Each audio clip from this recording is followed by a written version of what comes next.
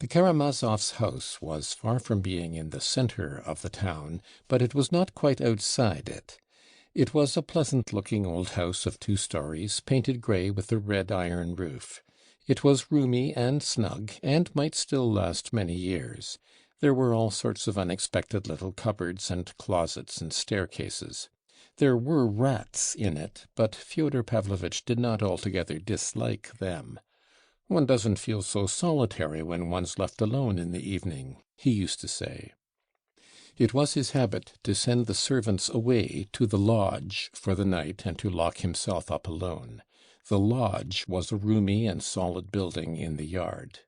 Fyodor Pavlovitch used to have the cooking done there, though there was a kitchen in the house.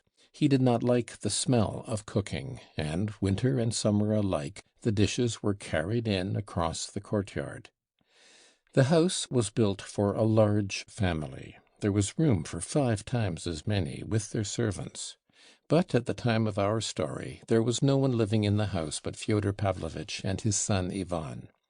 And in the lodge there were only 3 servants, old Grigory and his old wife Marfa, and a young man called Smerdyakov. Of these 3 we must say a few words.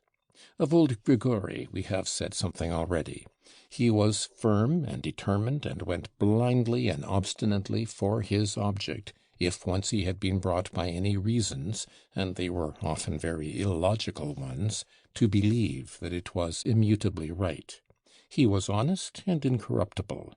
His wife, Marfa Ignatyevna, had obeyed her husband's will implicitly all her life, yet she had pestered him terribly after the emancipation of the serfs.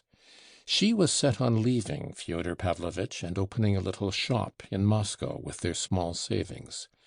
But Grigory decided then, once for all, that the woman's talking nonsense, for every woman is dishonest, and that they ought not to leave their old master, whatever he might be, for that was now their duty.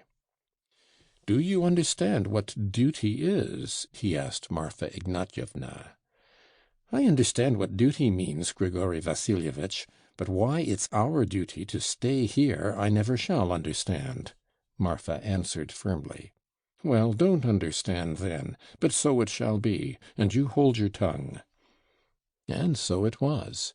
They did not go away, and Fyodor Pavlovitch promised them a small sum for wages, and paid it regularly.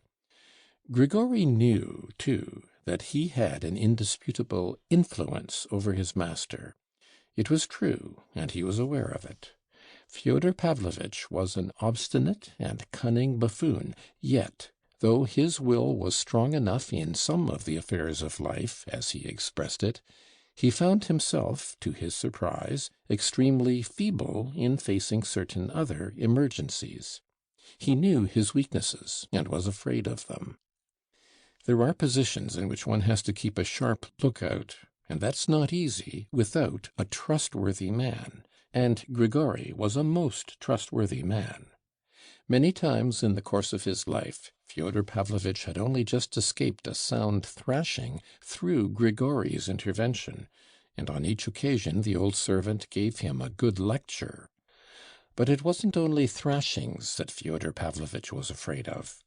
There were graver occasions, and very subtle and complicated ones, when Fyodor Pavlovitch could not have explained the extraordinary craving for some one faithful and devoted, which sometimes unaccountably came upon him all in a moment.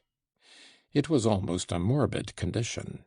Corrupt and often cruel in his lust, like some noxious insect, Fyodor Pavlovitch was sometimes, in moments of drunkenness, overcome by superstitious terror and a moral convulsion which took an almost physical form. "My soul's simply quaking in my throat at those times," he used to say. At such moments he liked to feel that there was near at hand, in the lodge if not in the room, a strong, faithful man, virtuous and unlike himself, who had seen all his debauchery and knew all his secrets, but was ready, in his devotion, to overlook all that, not to oppose him, above all not to reproach him or threaten him with anything, either in this world or in the next, and in case of need to defend him. From whom? From somebody unknown, but terrible and dangerous. What he needed was to feel that there was another man, an old and tried friend, that he might call him in his sick moments, merely to look at his face, or perhaps exchange some quite irrelevant words with him.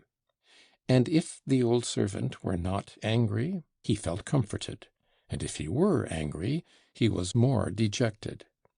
It happened even, very rarely, however, that Fyodor Pavlovitch went at night to the lodge to wake Grigory and fetch him for a moment. When the old man came, Fyodor Pavlovitch would begin talking about the most trivial matters, and would soon let him go again, sometimes even with a jest.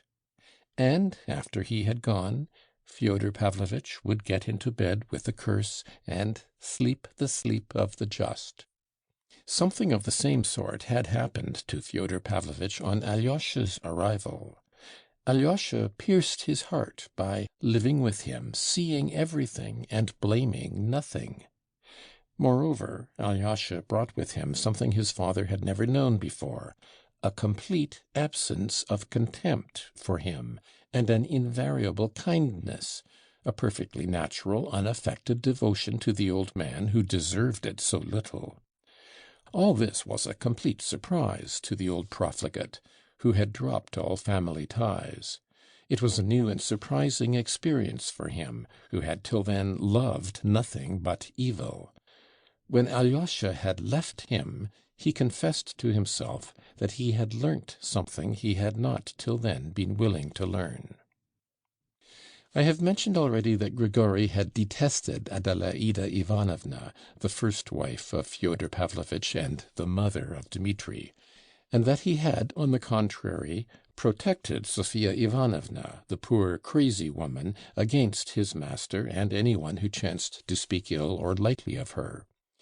His sympathy for the unhappy wife had become something sacred to him, so that even now, 20 years after, he could not bear a slighting allusion to her from any one, and would at once check the offender. Externally, Grigory was cold, dignified, and taciturn, and spoke, weighing his words, without frivolity.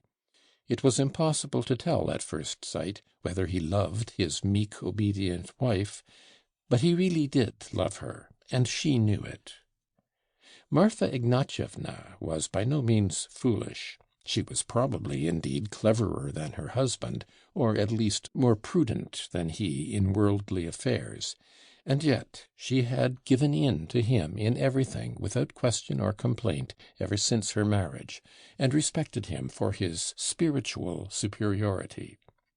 It was remarkable how little they spoke to one another in the course of their lives, and only of the most necessary daily affairs. The grave and dignified Grigory thought over all his cares and duties alone, so that Marfa Ignatyevna had long grown used to knowing that he did not need her advice. She felt that her husband respected her silence, and took it as a sign of her good sense. He had never beaten her but once, and then only slightly. Once, during the year after Fyodor Pavlovitch's marriage with Adelaida Ivanovna, the village girls and women, at that time serfs, were called together before the house to sing and dance. They were beginning in the green meadows, when Marfa, at that time a young woman, skipped forward and danced the Russian dance, not in the village fashion, but as she had danced it when she was a servant in the service of the rich Miusov family in their private theatre, where the actors were taught to dance by a dancing master from Moscow. Grigory saw how his wife danced, and an hour later, at home in their cottage, he gave her a lesson, pulling her hair a little. But there it ended. The beating was never repeated, and Marfa Ignatyevna gave up dancing. God had not blessed them with children. One child was born, but it died. Grigory was fond of children, and was not ashamed of showing it. When Adelaida Ivanovna had run away, Grigory took Dmitri, then a child of 3 years old, combed his hair and washed him in a tub with his own hands, and looked after him for almost a year.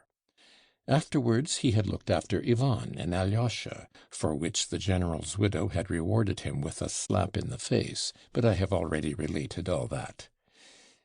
The only happiness his own child had brought him had been in the anticipation of its birth.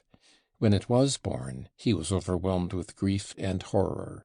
The baby had 6 fingers. Grigory was so crushed by this that he was not only silent till the day of the christening, but kept away in the garden. It was spring, and he spent 3 days digging the kitchen garden.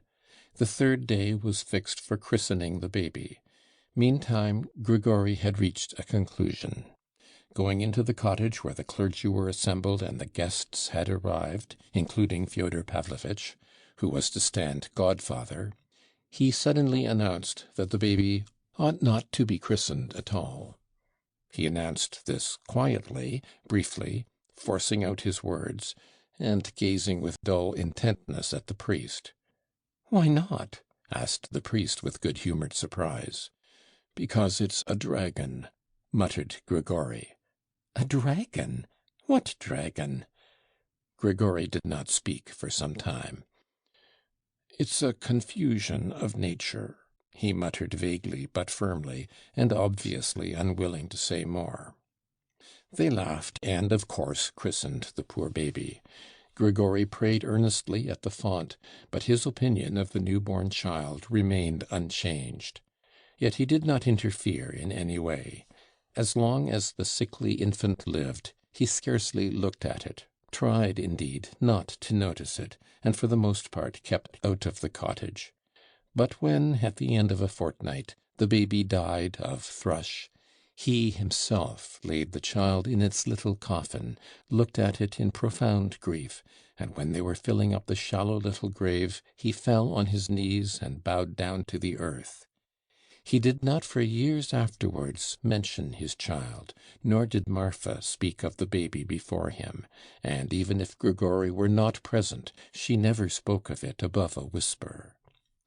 Marfa observed that, from the day of the burial, he devoted himself to religion, and took to reading the lives of the saints, for the most part sitting alone and in silence, and always putting on his big round silver-rimmed spectacles. He rarely read aloud, only perhaps in Lent. He was fond of the book of Job, and had somehow got hold of a copy of the sayings and sermons of the God-fearing Father Isaac the Syrian, which he read persistently for years together, understanding very little of it, but perhaps prizing and loving it the more for that. Of late he had begun to listen to the doctrines of the sect of flagellants settled in the neighbourhood. He was evidently shaken by them, but judged it unfitting to go over to the new faith. His habit of theological reading gave him an expression of still greater gravity. He was perhaps predisposed to mysticism, and the birth of his deformed child and its death had, as though by special design, been accompanied by another strange and marvellous event, which, as he said later, had left a stamp upon his soul. It happened that on the very night after the burial of his child, Marfa was awakened by the wail of a new-born baby. She was frightened and waked her husband. He listened, and said he thought it was more like some one groaning. It might be a woman. He got up and dressed. It was a rather warm night in May. As he went down the steps, he distinctly heard groans coming from the garden. But the gate from the yard into the garden was locked at night, and there was no other way of entering it, for it was enclosed all round by a strong high fence. Going back into the house, Grigory lighted a lantern, took the garden key, and, taking no notice of the hysterical fears of his wife, who was still persuaded that she heard a child crying, and that it was her own baby crying and calling for her, went into the garden in silence. There he heard at once that the groans came from the bath-house that stood near the garden gate, and that they were the groans of a woman. Opening the door of the bath-house, he saw a sight which petrified him. An idiot girl, who wandered about the streets, and was known to the whole town by the nickname of Lizaveta Smerdyastchaya, Stinking Lizaveta, had got into the bath-house, and had just given birth to a child. She lay dying, with the baby beside her. She said nothing, for she had never been able to speak.